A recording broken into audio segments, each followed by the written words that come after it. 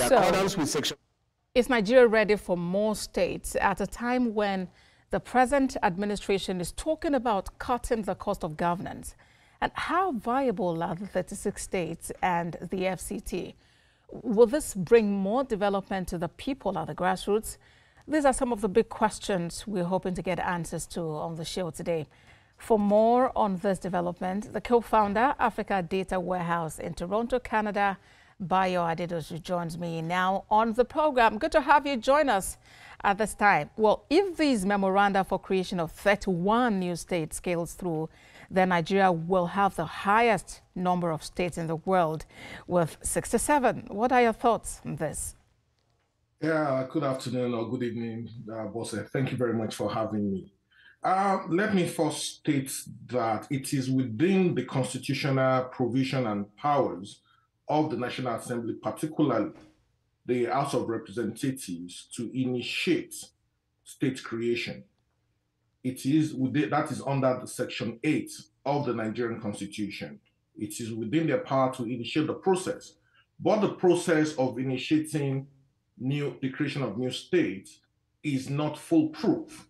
One of the conditions that is required for a state to be created, for a new state to be created, is to check the economic viability of such creation of such new states.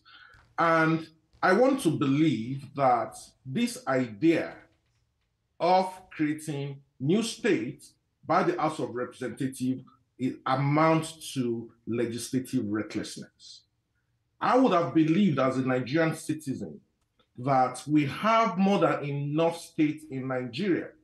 A number of the states as we currently have them are moribund, are not productive, are not economically viable.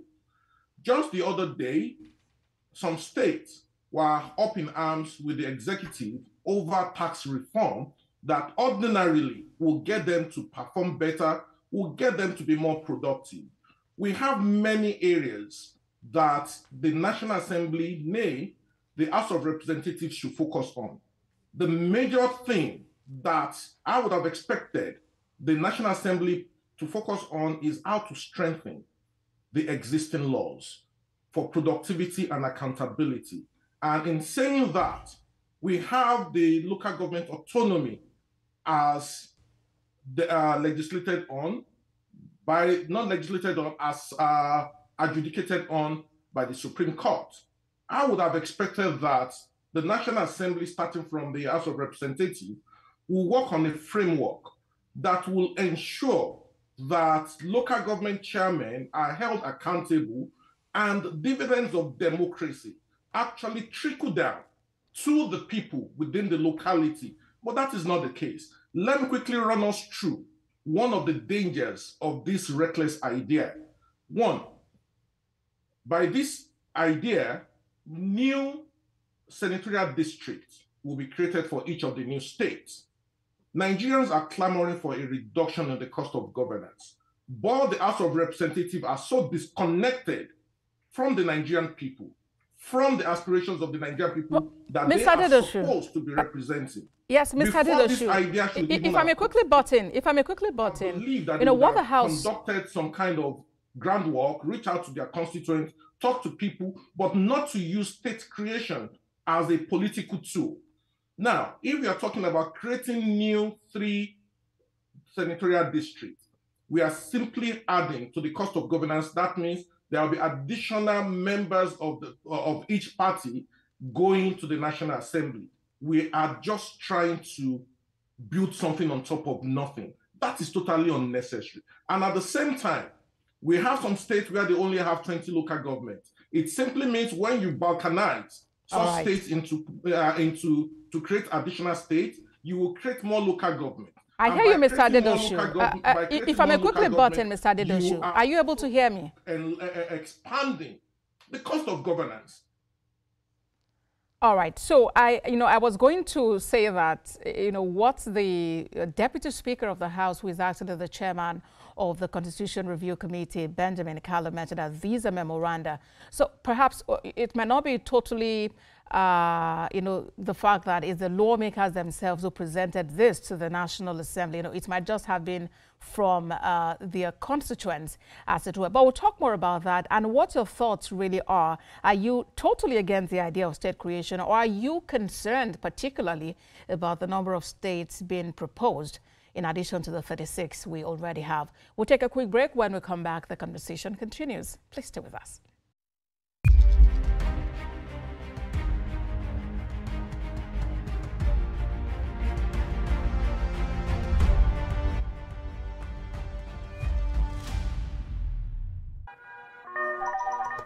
Hello, TVC Communications. How can I help? What makes TVC the right choice for my business? Excellent question, sir. Let me share some exciting facts with you. Start your day on TVC Entertainment with Wake Up Nigeria, a family and lifestyle show. Your view empowers women globally. It's your view, let it count. Entertainment Splash delivers the hottest celebrity trends. On TVC News, we keep you informed with breaking news and in-depth analysis of events shaping the world. I will continue to speak the truth. TVC News at 7 and TVC News at 10 p.m. delivers the most important stories of the day. Max FM, your hit music radio station, captivates listeners daily across Lagos and Abuja, making every commute more enjoyable. Adaba 88.9 FM is not left out, as it is the voice of Southwest. And on TVC Digital, we reach to million viewers daily. All together, pulls in over 17 million viewers daily. Contact us on 0707-272-8338 or marketing at tvccommunications.tv. Partner with TVC Communications today. Let's grow together.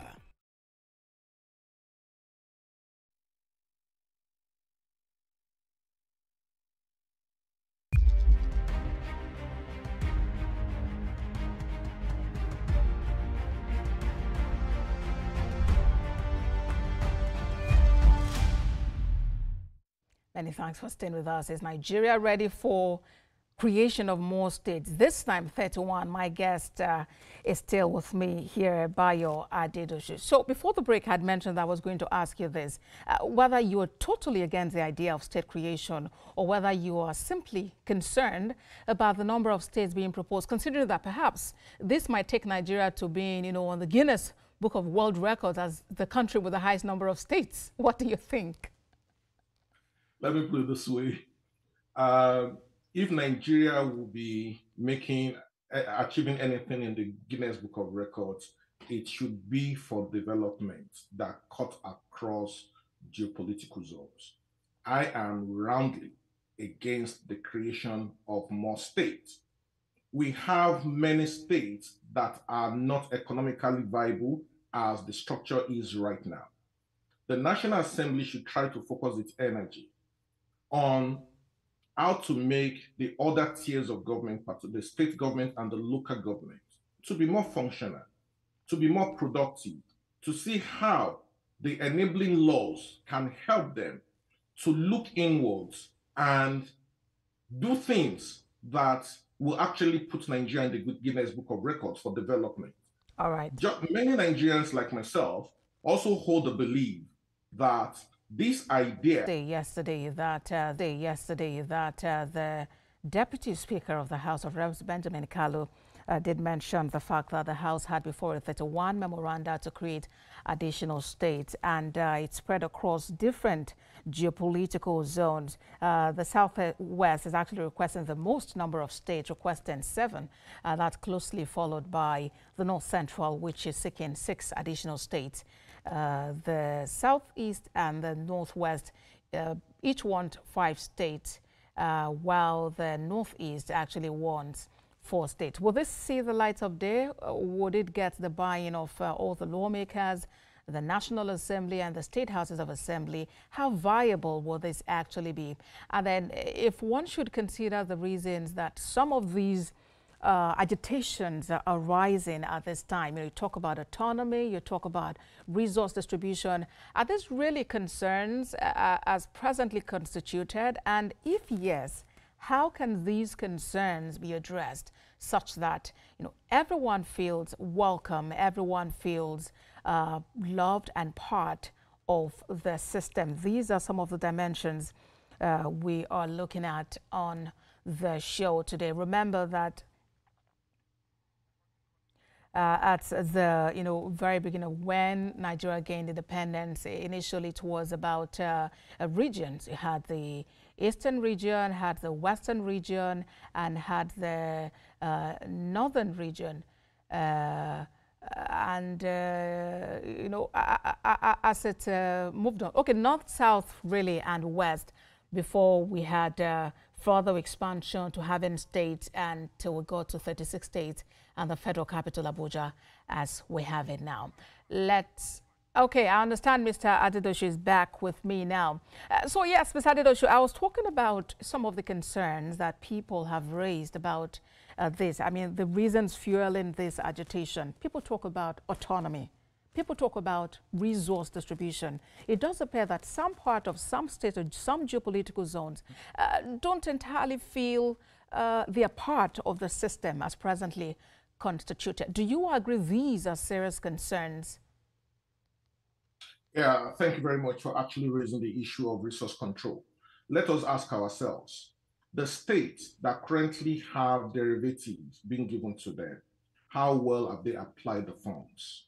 Let us go back since when some oil-producing states have been receiving 13% derivative funds. What kind of development have they brought to their people? Let's look at Delta states. Can we see the impact of such funds? Let's look at Ondo State. Can we see the development that the money has been applied to? So that is a non-starter. That does not even come in at all. We are only trying to enrich some people.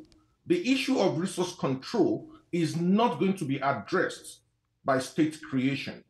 It's only going to be addressed when we create and strengthen institutions, existing institutions, to work accordingly and be able to hold people accountable for the resources they have. Unfortunately, as the system is constituted today as a federation, the governors are now accountable to the president. So they are at will to apply the funds that come to their state anyhow.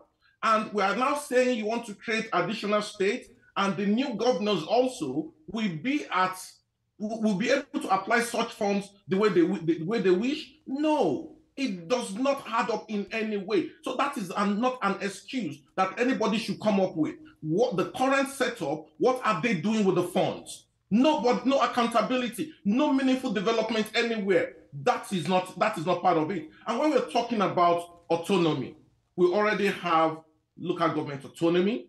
There is the judicial autonomy. So what kind of autonomy exactly are they saying? Are the states not autonomous? The states are autonomous because they are not accountable to anybody other than to the houses of assembly, their state houses of assembly. Unfortunately, the state houses of assembly are tied to the apron strings of their governors, who are more like emperors. When we look at it and we're talking about the viability of this idea, how many states are currently viable within the Southwest? Let's take Lagos State, let's take Ogun State, and let's take partially Oyo State. What about the other ones? Are they viable? Without the federal allocation monthly, can they survive? What is their internally generated IGR? How will the internally generated IGR be enhanced simply by creating new states? These are things people need to look at. We should be more creative. We should not just come up with ideas that even a child will look at and look at, oh, did you really think this true? That is what I see. And we are also trying to go the way of ethnic division, ethnic divide, because it simply means we are trying to create ethnic nationalities along state lines, because a number of minority groups in states are simply trying to say, we want our state. We want self-determination. It is another way of asking for self-determination. The law should be emboldened, should be enhanced. All these ideas, all the excuses they've given so far, they are not adding up. And I don't see how they can add up. They should give us the breakdown. I hear you. Mr. Adedosu, you might think that these ideas are not adding up. But if these individuals, come to the table and they explain to you what the experiences have been, it could be different from the way you perceive it. So what do you think can be done to actually assuage these agitations, to actually help them feel that they are part of the system and the system is working for them? Now, it's good we're actually having this conversation. And why did I say it's good we're having this conversation? This particular government is addressing many ills of the past. Just recently, the federal government approved a university in Southern Kaduna.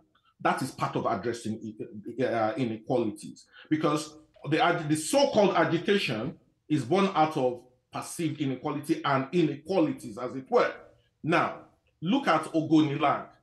There are projects going on in Ogoniland. When the federal government and the state government actually have more presence in all the local government areas of the federation, all these agitations will come to naught. And again, now the local government chairman will begin to receive funds directly from the central bank. That is autonomy for them. And now we can now monitor how they apply these funds. So the so-called inequality, how many people even know their local government chairman? Everybody thinks the central government, the federal government is so powerful that the federal government can just yank off a state government or instruct a state government to do certain things or tell the local government to do certain things. That is not the way a federation is set up. Nigeria has 3 tiers of government. We have 3 arms of government, and all are independent of each other. So when we're talking about agitations, inequalities, it comes from the locality, from the local government level. The local government administration should be the closest to the people. Now, you introduced me that I live in Canada. Yes, I live in Canada. But the thing is, I have more direct relationship with my mayor, who is the chairman of my area.